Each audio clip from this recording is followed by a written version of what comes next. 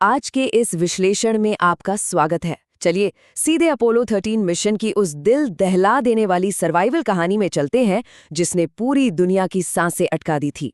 Neil Armstrong के चांद पर कदम रखने के 1 साल से भी कम समय बाद ये नासा का तीसरा मून मिशन था। सब कुछ एकदम सेट लग रहा था, कॉन्फिडेंस आसमान पर था, लेकिन किसी को रत्ती भर भी अंदाजा नहीं था कि अंतरिक्ष के उस गहरे सन्नाटे में ये सफर इतिहास का सबसे खतरनाक और रोंगटे खड़े कर देने वाला रेस्क्यू मिशन बनने वाला है।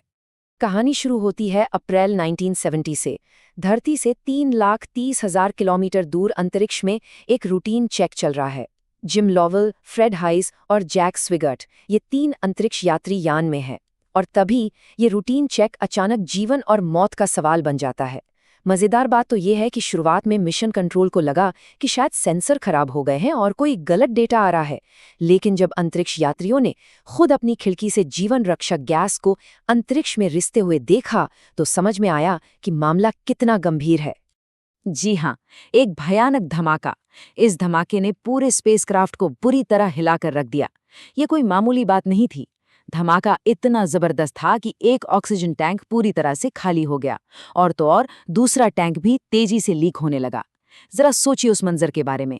चारों तरफ अंतरिक्ष का शून्य, तेजी से रिसती हुई ऑक्सीजन और यान के अंदर लगातार बजते अलार्म और चमकती लाल बत्तियां।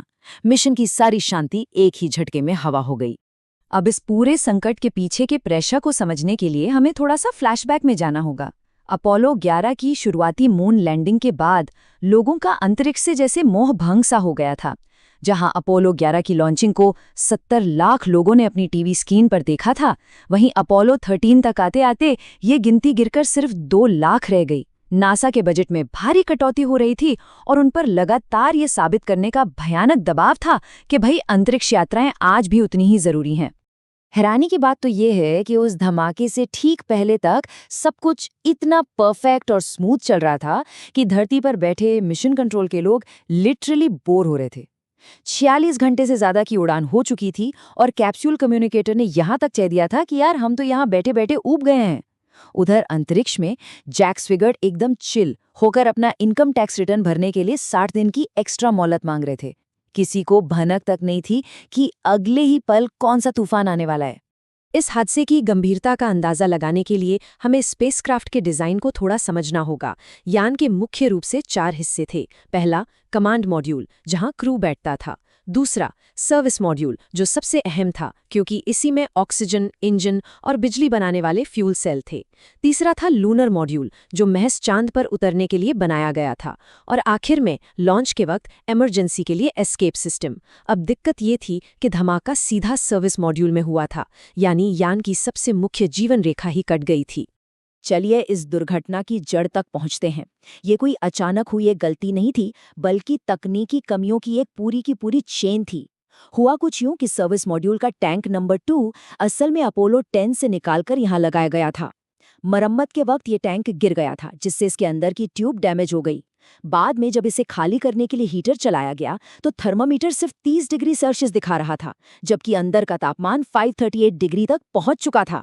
इस भयंकर गर्मी से तारों का इंसुलेशन पिघल गया और जब उड़ान के दौरान रूटीन चेक हुआ तो उसी नंगी तार से उठी एक चिंगारी ने टैंक में ऐसा भयानक विस्फोट कर दिया। तो अब सबसे बड़ा सवाल खड़ा हो गया था। सर्विस मॉड्यूल पूरी तरह तबाह हो चुका है, मुख्य इंजन के काम करने पर संदेह है और ऑक्सीजन तो लगातार खत्म हो ही रही है। नासा के सामने एक बेहद रिस्की और क्रिटिकल चॉइस थी। या तो बचे खुचे मुख्य इंजन को चालू करके यान को तुरंत यू टर्न दिलाकर धरती की तरफ मोड़ा जाए, या फिर एक सुरक्षित लेकिन बहुत ही लंबा रास्ता लिया जाए, यानी चांद के पीछे से पूरा चक्कर लगाते हुए वापस लौटा जाए। फ्लाइट डायरेक्टर ने आखिर वो लंबा वाला रास्ता ही चुना और इसका जो हल निकाला गया वो सच में कमाल का था। लूनर मॉड्यूल, जिसे सिर्फ 2 लोगों के लिए और वो भी महज 20 घंटे के काम के लिए डिज़ाइन किया गया था, उसे एक लाइफ बोट की तरह इस्तेमाल करने का फैसला हुआ। सोचिए, उसी छोटी सी जगह में अब 3 लोगों को 4 से 5 दिन तक जिंदा रहना था। बैटरी और बाकी चीज़ें बचाने के लिए कमांड मॉड्यूल के सारे हीटर्स और सिस्टम बंद कर दिए गए। नतीजतन यान के अंदर जमा देने वाली, हड्डियों को कंपा देने वाली ठंड पैदा हो गई। इस नए और लंबे रास्ते पर चलते हुए चांद के उस पार से घूमते समय क्रू धरती से 4 लाख किलोमीटर दूर पहुंच गया। जरा इस दूरी की कल्पना कीजिए। ये एक ऐसा रिकॉर्ड बन गया जिसे आज तक किसी इंसान ने नहीं तोड़ा है। लेकिन जाहिर है धरती से इतनी दूर जाने का ये कोई पहले से तय प्लान नहीं था। ये तो अंतरिक्ष की उन काली गहराइयों में किसी भी तरह जिंदा बच निकलने की एक बहुत ही हताश कर देने वाली कोशिश का नतीजा था। वापसी का ये सफर कतई आसान नहीं था। अगर वे अपनी उसी तय स्पीड से लौटते तो धरती तक पहुंचने से बहुत पहले ही उनकी ऑक्सीजन और पानी की एक एक बूंद खत्म हो जाती। इसलिए एक बहुत ही सटीक कदम उठाया गया। लूना मॉड्यूल के इंजनों का इस्तेमाल करते हुए अंतरिक्ष यात्रियों ने बेहद नपी-तुली इंजन फायरिंग की। इन परफेक्ट कैलकुलेशंस ने उड़ान के समय को 153 घंटे से घटाकर 143 घंटे कर दिया, और इस कटौती ने उन्हें बचे हुए सीमित संसाधनों पर जिंदा रहने के लिए महज 11 घंटे का एक बहुत ही छोटा सा लेकिन बेहद जरूरी लाइफ सेविंग मार्जिन दे दिया। पर मुसीबतें यहीं कहाँ खत्म होने वाली थीं। एक और नया, बिल्कुल अदृश्य लेकिन जानलेवा खतरा सामने खड़ा था। जब 3 लोग उस लूनर मॉड्यूल की दमघोटू सी छोटी जगह में सांस ले रहे थे तो हवा में जहरीली कार्बन डाइऑक्साइड का लेवल बहुत तेजी से बढ़ने लगा। इसे फिल्टर करने के लिए लिथियम हाइड्रोक्साइड कैनिस्टर चाहिए होते हैं, लेकिन लूनर मॉड्यूल में जितने कैनिस्टर मौजूद थे वो 3 लोगों को इतने दिनों तक जिंदा रखने के लिए किसी भी हाल में काफ़ी नहीं थे। अब देखिए, क्रू के पास कमांड मॉड्यूल में कुछ एक्स्ट्रा फिल्टर्स तो रखे थे, लेकिन यहाँ एक ऐसा भयानक इंजीनियरिंग नाइटमेयर सामने आया जिसकी किसी ने कल्पना भी नहीं की थी।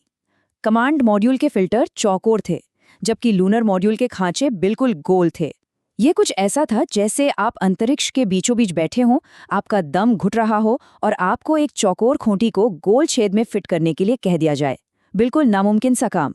धरती पर मिशन कंट्रोल के इंजीनियर्स के पास इस जानलेवा पहेली को सुलझाने के लिए सिर्फ 24 घंटे का वक्त था, और उन्होंने स्पेसक्राफ्ट में मौजूद रोजमर्रा की आम चीजों से एक ऐसा कमाल का जुगाड़ तैयार किया जिसे देखकर कोई भी हैरान रह जाए।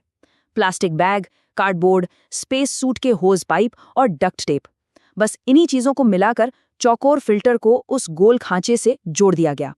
कमांडर लोअल ने बाद में बिल्कुल सही कहा था कि ये जुगाड़ दिखने में भले ही एकदम भद्दा लग रहा था, लेकिन बॉस, इसने काम कर दिया और उनकी जान बच गई। यहाँ समझने वाली सबसे बड़ी बात यह है कि जिंदा बचने के लिए हर एक छोटी से छोटी चीज को बारीकी से कंट्रोल किया जा रहा था। अंतरिक्ष यात्रियों को साफ हिदायत दी गई थी कि वे दिन भर में सिर्फ 200 मिलीलीटर पानी ही पी सकते हैं, और ऐसा इसलिए किया गया ताकि यूरिन पास करने की जरूरत ही कम पड़े, क्योंकि अंतरिक्ष में जब आप यूरिन डंप करते हैं तो उससे निकलने वाला हल्का सा जोर भी स्पेसक्राफ्ट के उस नाजुक रास्ते को भटका सकता था। इस भयंकर डिहाइड्रेशन और कड़ाके की ठंड की वजह से तीनों यात्रियों का मिलाकर कुल 14 किलो वजन कम हो गया था, और एक यात्री को तो बहुत ही सीरियस इन्फेक्शन तक हो गया था।